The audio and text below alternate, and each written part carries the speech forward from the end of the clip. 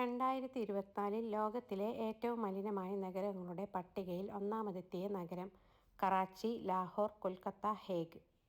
ലാഹോർ. ശിശുക്ഷേമവുമായി ബന്ധപ്പെട്ട് പ്രവർത്തിക്കുന്ന അന്തർദേശീയ സംഘടന: UNICEF, UNESCO, NCERT, WHO. UNICEF.